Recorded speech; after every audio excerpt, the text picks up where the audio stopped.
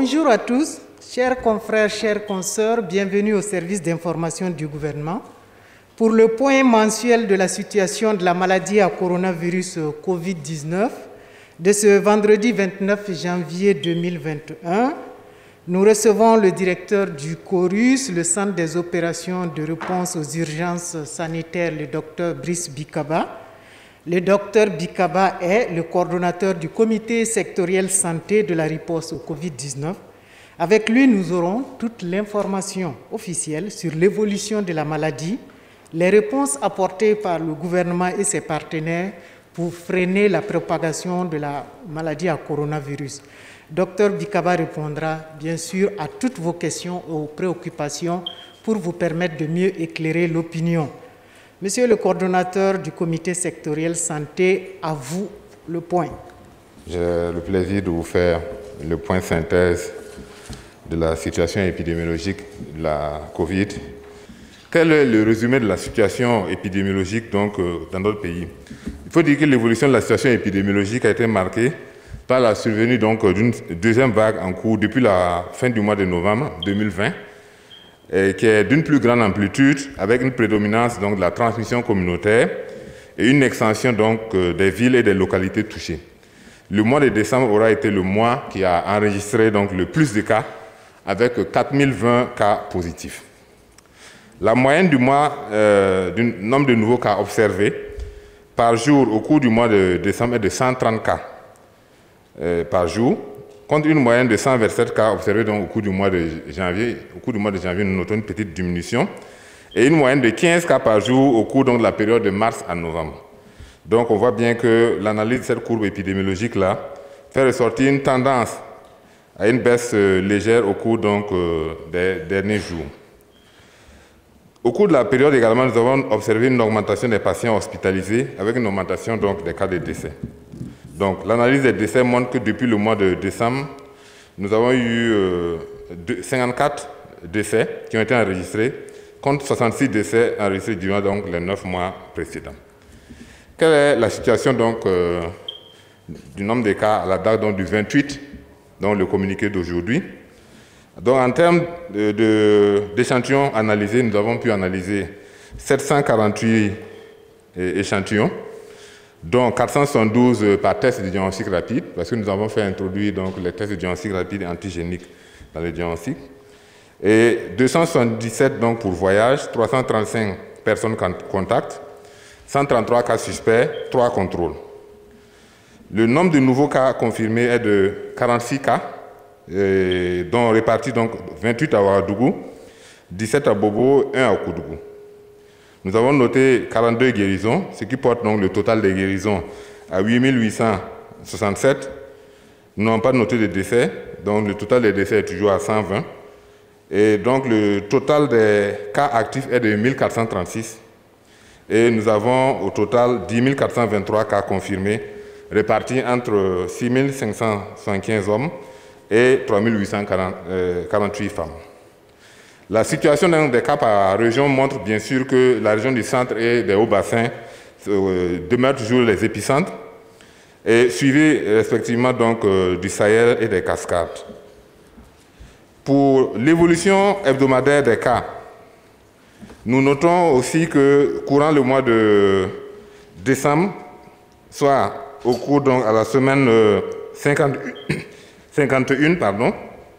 nous avons eu environ plus de 1200 cas positifs qui ont été notifiés. Donc c'était vraiment le pic de cette vague. Et après cette semaine, c'est-à-dire dans la 3e semaine du mois de décembre, nous avons noté que les cas ont commencé à diminuer. Et au cours de la première semaine du mois de janvier, nous étions à 937 cas positifs. La 2e semaine du mois de janvier à 1073 cas. La 3e semaine à 751 cas. Et cette dernière semaine à 274 cas. L'évolution également, lorsqu'on fait une analyse en termes d'analyse du nombre de cas par mois, on voit que bien sûr, après la première vague du mois d'avril, nous avons eu une seconde vague en septembre avec les cas localisés. Et cette vague qui a commencé en novembre et qui est beaucoup plus importante, est marquée effectivement par une augmentation également du nombre de cas. À titre d'exemple, pour ce qui concerne le nombre de cas notifiés au cours donc, du mois d'avril, un exemple, nous avions noté durant tout le mois d'avril 367 cas. Et en mai, nous avions noté 235 cas positifs. En juin, 83 cas positifs. En juillet, 182 cas positifs. En août, 226 cas positifs. En septembre, 713 cas positifs. En octobre, 326 cas positifs. En novembre, 518 cas positifs. Et en décembre, une explosion, puisque nous sommes allés à 4020 cas positifs en décembre. Et en janvier, nous sommes à 3437 cas. On note aussi qu'il y a une augmentation de la capacité du pays à faire des tests. Parce que lorsque vous analysez, par exemple, en avril, nous étions à 1714 tests réalisés, 1700 durant tout le mois, pendant qu'au cours du mois de novembre, nous étions à 14 879 tests qui ont été réalisés. En décembre, nous avons réalisé 26 482 tests. Et au cours du mois de janvier, nous avons réalisé 30 814 tests. Donc la capacité également en termes de tests du pays a augmenté. Pour ce qui concerne les cas de décès, nous avons noté qu'au cours du mois de décembre, comme nous l'avons noté, nous avons eu une augmentation du nombre de cas sévères qui ont été notifiés dans les systèmes hospitaliers, avec bien sûr, à partir de la semaine 50, une notification de 4 décès. Et la semaine qui a suivi, 3 décès. Et donc régulièrement, chaque semaine, on avait enregistré un certain nombre de décès. Et bien sûr, au cours de cette semaine, nous sommes donc à 14 décès. Donc ça aussi, c'est un fait qui est noté. Pour ce qui concerne l'analyse donc, du nombre d'échantillons réalisés, au cours du mois de décembre, comme on l'a dit, nous avons réalisé 26 482 prélèvements et analysés. Et en janvier, 30 814. Et donc 4020 se sont révélés positifs donc, en décembre et 3437 positifs donc, en janvier. Donc le taux de positivité du mois de décembre est de 15,18% contre 11,15% en janvier. Donc on sent que durant donc, le mois de janvier, il y a eu une légère baisse du nombre de cas. En témoigne aussi le taux de positivité qui a eu donc une tendance à diminuer. On est passé de 15% à 11%. Pour ce qui concerne donc les risques possibles si nous n'arrivons pas donc à inverser, en tout cas, le nombre de nouveaux cas que nous enregistrons, c'est qu'on risque d'avoir effectivement une augmentation des cas sévères, avec pour risque principal la saturation donc des capacités des hôpitaux à assurer la prise en charge des cas sévères. Et cela peut entraîner donc une augmentation donc, de la létalité liée à la maladie et peut-être une augmentation de la mortalité. Quel est le bilan des activités que nous avons eu à mettre en œuvre? Vous aurez constaté que c'est vrai que nous avons eu un mois de décembre très dur, mais c'est un mois au cours duquel donc, nous avons beaucoup travaillé avec les équipes sur le terrain. Nous avons travaillé à renforcer donc, les hôpitaux en termes donc, de personnel pour rendre fonctionner les différents lits. Les lits, c'est bien, c'est de l'équipement qui est là, mais il faut du personnel donc, pour faire fonctionner donc, ces lits-là. Et donc, nous avons travaillé pour mobiliser ce personnel-là, pour rendre disponibles ces lits, qui en tout cas sont en train donc d'être rendus disponibles au fur et à mesure, et en tout cas pour augmenter nos capacités à prendre en charge donc les cas sévères, parce que le défi va se retrouver maintenant au niveau de la prise en charge des cas sévères. Il y a également l'organisation des sorties d'évaluation de l'offre de soins de services Covid dans les formations sanitaires, pour nous assurer donc de l'effectivité de la dévolution de la prise en charge de la Covid dans les systèmes de routine. Nous avons pris un certain nombre de mesures au cours du mois de décembre afin donc d'améliorer l'offre de services Covid donc, aux populations, aux voyageurs. Avec l'augmentation du nombre de cas de Covid que nous avons noté, lié non seulement à l'augmentation du nombre de nouveaux cas, mais également lié donc au voyage, il y a eu une forte demande et il y avait beaucoup de plaintes. Donc nous avons travaillé à réajuster donc nos stratégies, à faire de telle sorte également à améliorer nos services, en mettant en place donc, un système de rendu électronique des résultats. Donc, lorsque les gens vont pour voyager, ils sont enregistrés directement en ligne, ils reçoivent donc un code et lorsque le résultat est prêt, au bout de 48 heures, ils reçoivent donc un lien SMS qui leur permet effectivement de télécharger les résultats. C'est vrai qu'il y a des difficultés au début que nous avons noté, mais nous travaillons à améliorer ces services-là et faire de telle sorte que ces services-là s'améliorent. Nous avons également travaillé, bien sûr, à rendre fonctionnels les services donc, aux voyageurs, à ceux qui veulent. Parce que ceux qui étaient en contact, par exemple, avaient des difficultés à faire donc, le test, compte tenu du fait qu'à un certain moment, les laboratoires avaient une très grande pression. Donc, ce que nous avons eu à faire, nous avons eu à désigner un certain nombre de sites pour des voyageurs. Et les sites avant arrêtaient donc à partir de 10h30 les prélèvements, mais nous avons augmenté l'heure donc, de disponibilité donc, de ces prélèvements-là, qui est passé donc de 7h30 à 17h. Donc, dans pratiquement tous les sites donc, que vous allez voir, de 7h30 à 17h, nous avons une offre de services à ce niveau.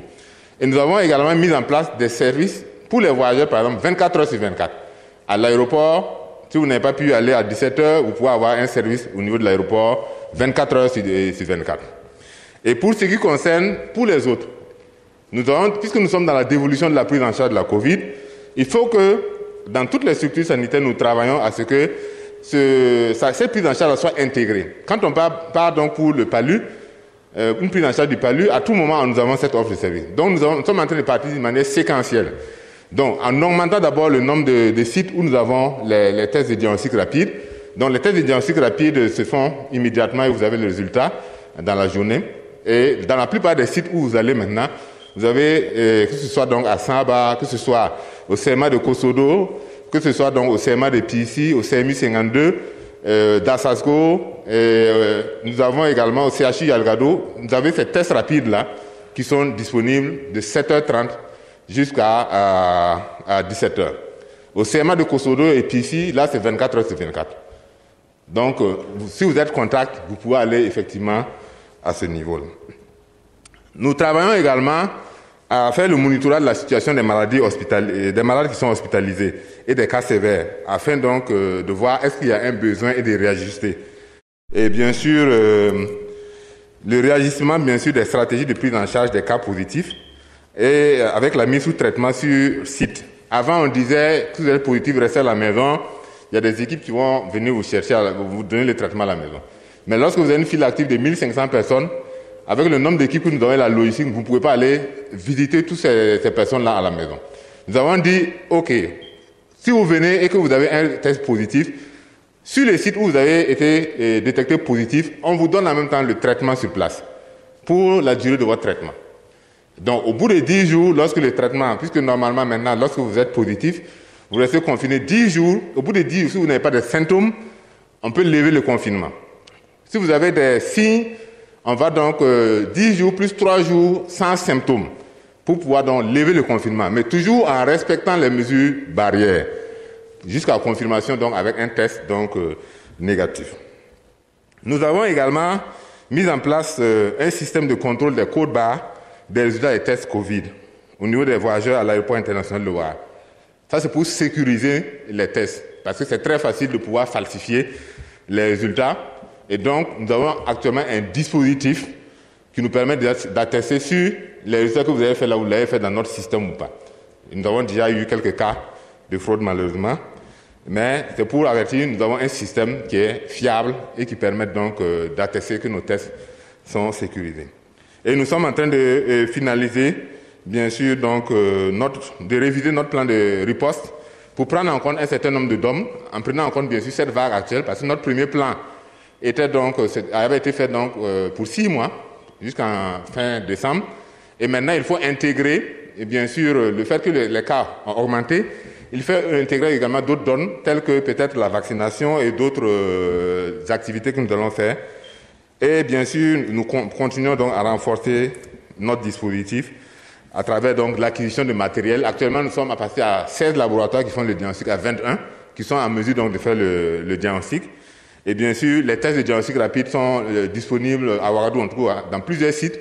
Et bientôt, à partir du mois de février, nous donnons la formation des formateurs des régions et nous allons rendre disponibles ces tests de diagnostic rapide là dans toutes les régions. Donc, toutes les régions donc, auront donc les tests de diagnostic rapide, ce qui leur permettra effectivement d'améliorer en tout cas le diagnostic. Quels sont les défis dans les prochaines semaines? Il faut que nous travaillions à réduire toujours le nombre de nouveaux cas. Comme nous l'avons dit, nous avons eu beaucoup de cas au cours du mois de décembre. En janvier, ça a un peu diminué, mais il faut que nous poursuivions sur cette tendance-là. Et il est impératif que nous mettions nos efforts pour réduire ces cas. Parce que sinon, on risque d'avoir donc une augmentation de la létalité des cas de Covid et ça risque de mettre à mal aussi le système de santé. Il faut que nous repositionnons la question du respect des mesures de prévention au sein des communautés. Comme nous l'avons vu, quelles que soient les mesures, la première, c'est le respect des mesures de prévention, en portant le masque, en observant la distanciation physique, en se lavant les mains. Avec ces mesures, nous pouvons déjà contrôler la maladie. Donc, il est impératif que nous travaillions à tous les niveaux pour que nous repositionnons la question du respect des mesures barrières au sein des communautés. Nous allons poursuivre la mise à disposition dans les régions des tests de diagnostic rapide antigéniques et nous allons poursuivre l'amélioration du processus de rendu de résultats pour donc essayer donc de réduire donc les différents bugs qui surviennent dans le système et réduire donc les délais de rendu de résultats. Et bien sûr, il y a eu une suggestion qu'il y ait une session donc, du Comité national de gestion de la crise de la pandémie donc, pour revoir donc, les directives donc, de riposte, pour les adapter également au contexte actuel, parce qu'il y a beaucoup d'évidence maintenant, et redonner donc, une dynamique donc, aux actions de riposte. Donc voilà globalement donc, cette situation de la Covid au niveau de notre pays, marquée essentiellement par donc, une seconde vague, marquée également par une augmentation des cas sévères, mais au cours de laquelle également le système de santé également a poursuivi donc, son renforcement à travers donc, le renforcement donc, de tous les dispositifs, ses capacités à faire le diagnostic, ses capacités de prendre en charge les cas et donc de répondre aussi aux attentes des populations, aux attentes de certaines personnes cibles. Je suis Daniel Nyehoun, je suis traducteur anglais-français. Je pose la question pour Madame Sam Mednik pour le compte donc, de l'AP. Alors, j'ai 4 longues questions. La première, aujourd'hui, nous assistons à une augmentation des cas et de décès liés à la COVID-19. Qu'est-ce qui justifie cela? Est-ce que de nouvelles mesures sont en train d'être mises en œuvre? Autrement dit, que fait le gouvernement pour stopper cette augmentation? La deuxième question, est-ce que le Burkina Faso a un accord pour le vaccin chinois? Si oui, lequel? Et quelle campagne de vaccination sera mise en œuvre? Quand est-ce qu'il prévoit, quand est-ce que le Burkina Faso prévoit donc s'en acquérir donc du vaccin? Combien, s'il y en a, le nombre? Et qui sera en charge donc de la mise en œuvre? Et qui sont ceux-là qui seront les premières personnes à recevoir le vaccin? La troisième question, le gouvernement a un problème aujourd'hui de conservation en termes donc, de froid, des produits et de l'air de distribution dans les zones reculées. Comment compte-t-il résoudre ce problème? Et la dernière question, le Burkina Faso a-t-il la capacité de tester les différents les variants de virus liés à la maladie? Sinon, que prévoit-il? Merci. Moi, c'est Amadou Ouedraogo du journal Minute.bf. Je voulais revenir sur les nouvelles variantes. Les informations font que la variante anglaise du virus est déjà au Sénégal. Est-ce qu'il y a des dispositions qui sont prises au niveau du Burkina pour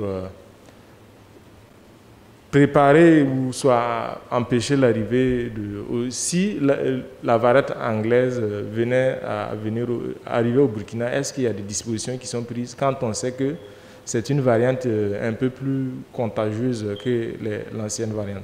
Merci. Pour ce qui concerne l'augmentation du nombre de décès, nous avons noté une augmentation du nombre de décès, mais nous avons noté une diminution de la létalité. Comme vous le voyez, nous avons une létalité de 1,18%. Aux premières heures de l'épidémie, on était autour de 4%. Et on disait que le Burkina était l'un des pays les plus avec une létalité élevée. Ce qui montre que nous avons plus de cas. Étant donné que nous avons plus de cas, ça veut dire qu'on recrute plus, la probabilité de recruter des cas vulnérables également est élevée. Et ce que nous avons dit, si le virus circule, si par le fait que nous ne respectons pas effectivement les mesures barrières, il arrive que nous soyons dans un facteur de propagation du virus, nous pouvons faire de telle sorte que les personnes qui sont vulnérables là effectivement, aient plus de chances d'avoir donc la maladie. Et donc, vous aurez constaté que nous avons eu plus de cas, parce que nous avons observé effectivement en termes de dénominateur, en termes donc, de nombre de personnes touchées, plus de personnes touchées. Donc, il faut que nous travaillions à réduire, bien sûr, le nombre de cas. Et pour ce qui concerne donc, tous les cas que nous notifions, les cas de décès, en tout cas, nous travaillons à ce que ces cas-là fassent l'objet d'un audit, puisque nous avons des outils pour l'audit de décès, pour analyser qu'est-ce qui a fait quels sont les facteurs explicatifs donc, du décès. Ça également, en tout cas, nous attendons incessamment donc, des rapports qui nous permettront effectivement d'analyser et d'améliorer également au niveau des équipes. Mais comme nous l'avons dit également, nous monitorons le nombre de cas sévères, ayant donc besoin d'une assistance respiratoire, pour voir effectivement est-ce que les capacités des structures sont donc tendues, est-ce que c'est dépassé pour la prise en charge des cas sévères, et éviter qu'il y ait des cas sévères qui nécessitent donc une assistance respiratoire, qui ne peuvent pas avoir l'assistance respiratoire parce que tous les lits sont déjà occupés. Donc ça aussi, c'est vraiment travailler. Nous travaillons au jour le jour avec les structures, donc les hôpitaux, les structures qui hospitalisent, pour faire le point et rendre disponible effectivement cette offre de soins pour la prise en charge des cas sévères. Pour ce qui concerne la question de vaccination, de manière globale, il faut dire que le Burkina Faso fait partie de l'initiative COVAX, une initiative donc, en tout cas l'idée par Gavi, l'Alliance du vaccin, l'OMS et la CEPI également, qui vise à rendre disponible un certain nombre de doses de vaccins dans des pays donc, moins nantis, de telle sorte qu'il y ait une équité en termes donc, de vaccination. Et le Burkina Faso fait partie de cette initiative. Et nous travaillons, bien sûr, pour faciliter cette introduction-là, en déjà fixant donc préparant un certain nombre de choses, mais en faisant attention aussi de telle sorte que les précautions d'usage soient respectées donc, pour les populations. Donc ça, c'est un des aspects également qui relève effectivement des équipes qui travaillent sur ce point. Donc à ce niveau, en tout cas on peut dire qu'il y a un certain nombre de choses qui sont analysées. Les questions relatives à la logistique, est-ce que le pays a cela, les différentes questions réglementaires, tout cela c'est étudié donc, au niveau des différents groupes qui sont mis en place. Pour ce qui concerne les nouvelles variantes, oui, il y a effectivement des variantes qui ont été notifiées donc, au Nigeria, au Sénégal. Et qu'est-ce que nous avons mis comme dispositif? Est-ce que la nouvelle variante change quelque chose en termes donc, de réponse, en termes de santé publique? Nous ne pensons pas. Mais le dispositif déjà que nous avons au niveau, donc, c'est pour entrer au niveau du Burkina, il faut disposer d'un test PCR négatif. Voilà. Donc ça déjà, si vous avez un test PCR négatif, que nouvelle variante ou pas, en tout cas la probabilité que vous puissiez faire entrer un virus nouvelle variante au Burkina est faible. Voilà. On n'a pas dit que c'est égal à 0, parce qu'on a vu des cas effectivement rentrer négatifs et puis peut-être se positiver après, mais la probabilité est très faible. Donc ça c'est déjà une disposition donc, qui vise donc, à réduire cette chance que les nouvelles variantes soient au Burkina. Mais dans tous les cas, donner la possibilité au pays de pouvoir faire ce diagnostic-là, de pouvoir rechercher les nouvelles variantes, c'est ce que nous faisons. Nous l'avons fait avec cette équipe de chercheurs donc à l'INSP. Et au cours du mois de janvier encore, nous allons refaire encore pour rechercher encore. Est-ce qu'il y a toujours, est-ce que les souches qu'on a identifiées qui correspondent aux souches qui circulent en Afrique de l'Ouest, ce sont les mêmes souches ou bien y a-t-il d'autres variantes qui ont été introduites? Merci à tous. En votre nom à tous également, je dis merci au docteur Brice Bikaba. Et comme je vous le disais, le docteur Bikaba est le directeur du CORUS, le Centre des opérations de réponse aux urgences sanitaires. Et en tant que coordonnateur du comité sectoriel santé, il reste totalement disponible pour répondre à tout moment à toutes vos préoccupations afin de vous permettre de mieux éclairer l'opinion publique nationale et internationale. C'est la fin de ce point de presse mensuel sur l'évolution de la situation et des actions de riposte du gouvernement et de ses partenaires pour freiner la propagation de la maladie à coronavirus au Burkina. Bon retour dans vos rédactions. Prenez bien soin de vous pour prendre soin de tous. Merci.